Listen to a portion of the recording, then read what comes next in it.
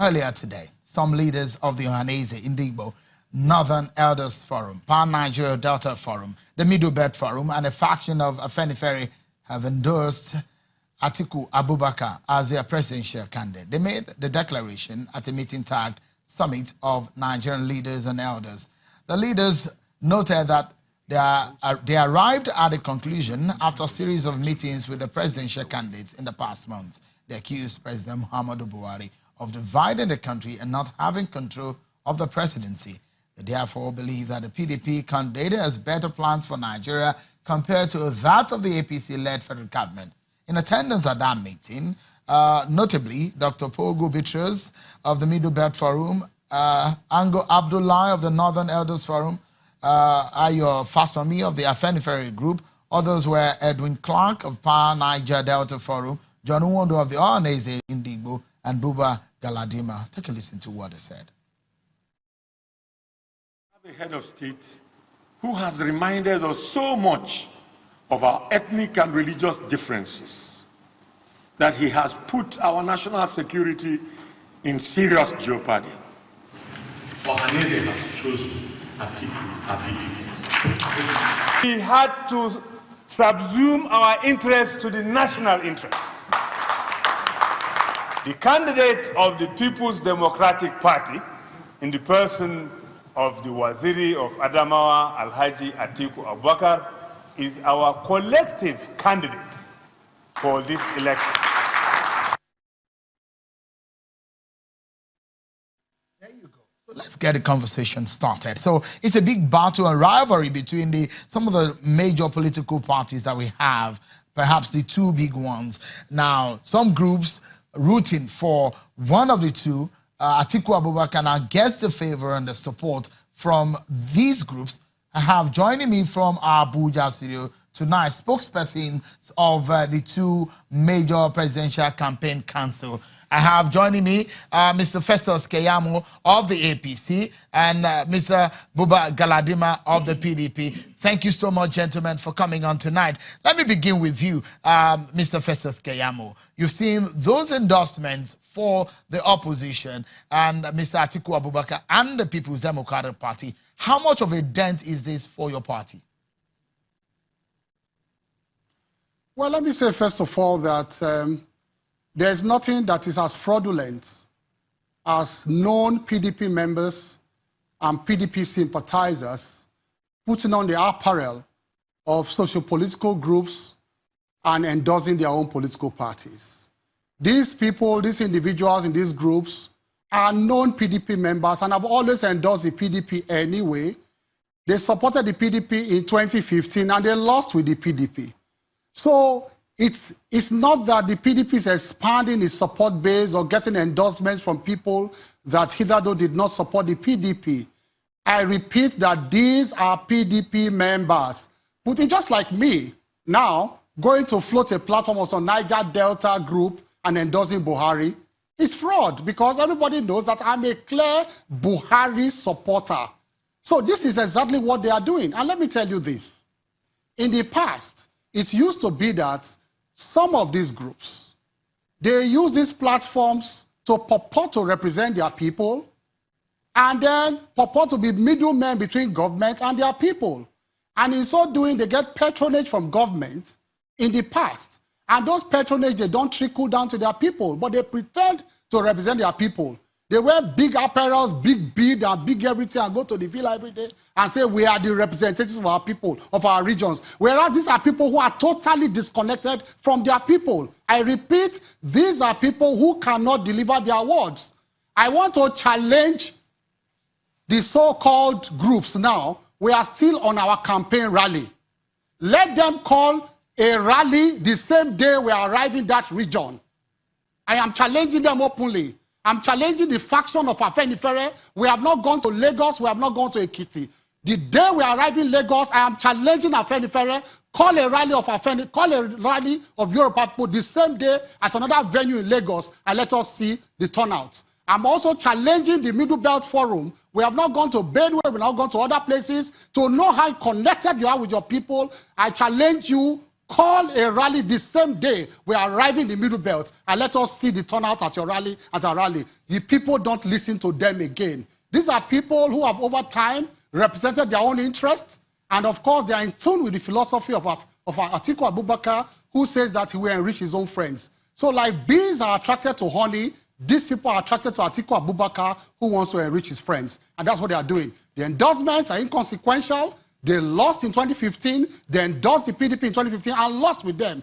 You see, President Buhari is an unusual leader. He has managed to navigate his way through these middlemen, and he has reached the people directly in this country, the masses who are now benefiting directly from his infrastructural development. He's not giving money to these middlemen groups to try to talk to their people again. He's not doing so. And that is where the anger is coming from. And I want to ask them, are they satisfied with the infrastructural development in their regions during the 16 years of PDP rule? Is that what they are telling Nigerians, that they are satisfied with the way PDP developed their regions in the 16 years they were in power?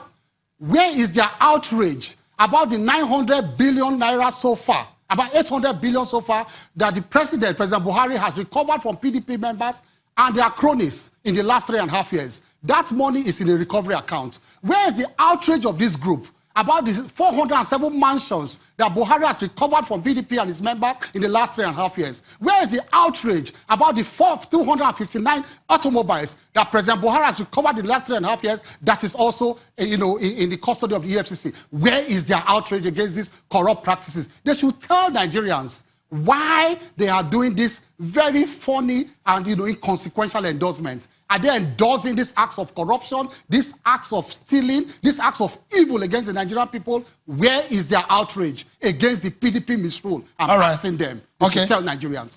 Let's allow Malam Buba Galadima to comment on some of the things that you have raised. You heard what Mr. Festus Keyamo is saying. Simply discountenance what those endorsements.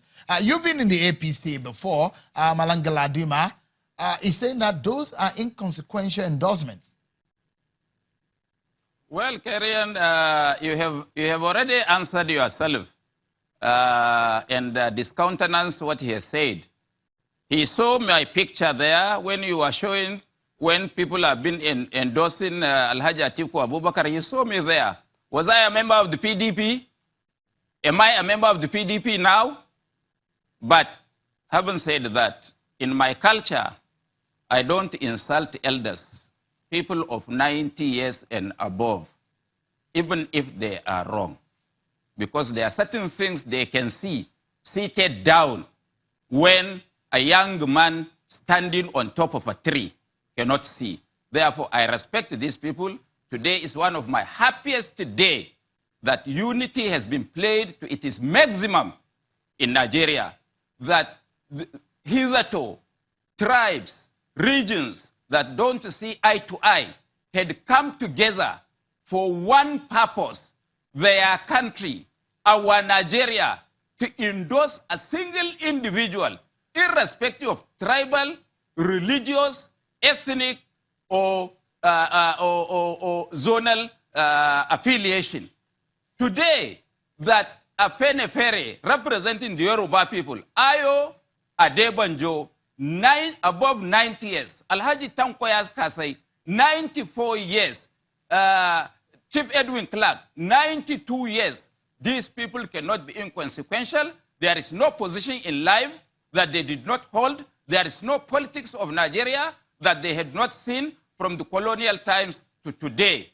And they must have seen something in trying to unite Nigeria, that this government, as we have today, is a government of exclusion, is a government of nepotism, is a government bedeviled by corruption, is a government that has no single achievement in Nigeria.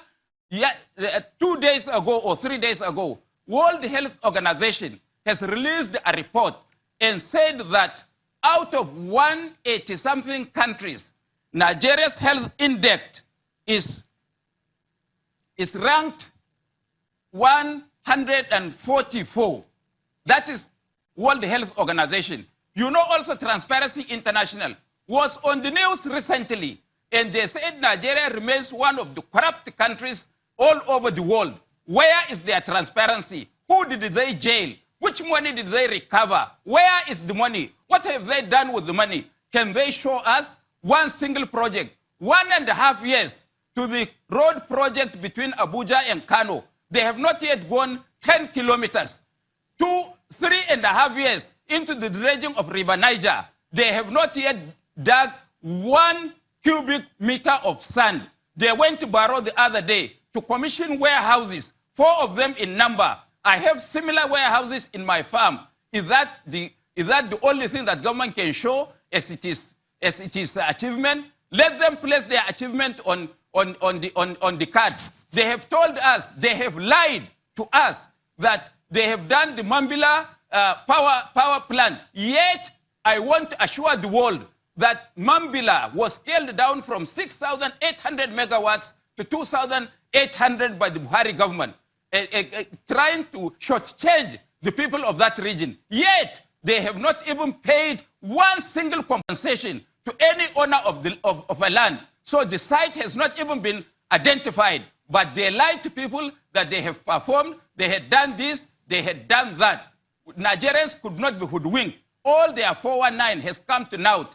Recently, when we held our rally in Sokoto, they came telling people that we brought people from Niger to attend our rallies in Sokoto.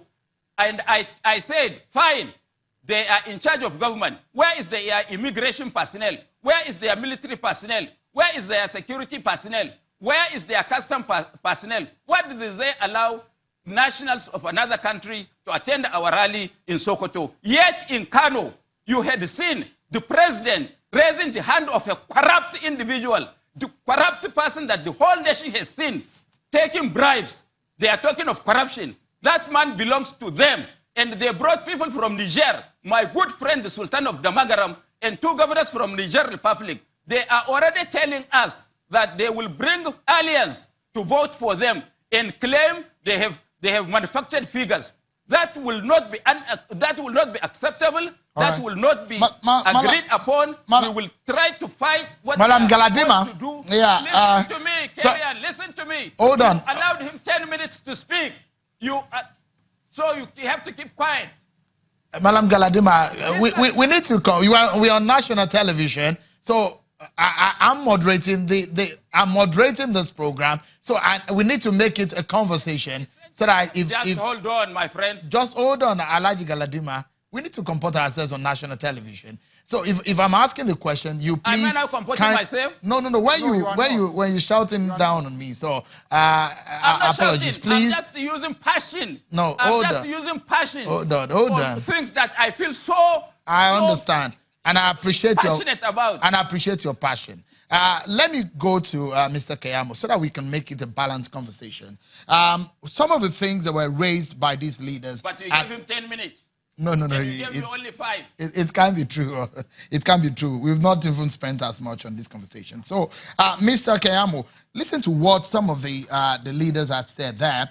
They said they have accused President Buhari of dividing the country and not having control of the presidency. When you say that these people's support is of no consequence, some people will say that some of these people, some of the leaders in your party, have gone to meet them at some point when you came into power. Is it now that you need vote from them and they're not supporting you, that you're now seeing them as inconsequential? When did our leaders go to them? You must cite examples of when our leaders went to them. Our lives don't depend on these people. I said it before, that these people supported PDP in 2015 and PDP lost. I'm talking about age. There are people who are 100 years old supporting Buhari. There are people who are 95 years old supporting Buhari. So you shouldn't bring the issue of age here. There are people across all ages are supporting both parties. You should not intimidate anybody with age. It should not. They said in Africa, we say you have to respect yourself before people respect you. I'm saying that these people are people who divided this country. There are people who do not in any way at all have connection with their people at the grassroots. And let me just quickly say, in response to some of the things Alhaji Galadima said, before I will now go directly to your question. First of all, he talked about Mambila. He talked about Transparency International and some health figures. These are historical figures anyway. Alhaji Galadima cannot tell us that these are figures that were manufactured in the last 3.5 years. Someone said 30 million children are out of school. 30 million children were out of school in 2015 anyway, and these are people who caused that problem, and they are not putting it on us. Okay. They are talking about Mambila. Sorry, if I may butt in quickly, Mr. Keyamo. Sorry, let me butt in quickly.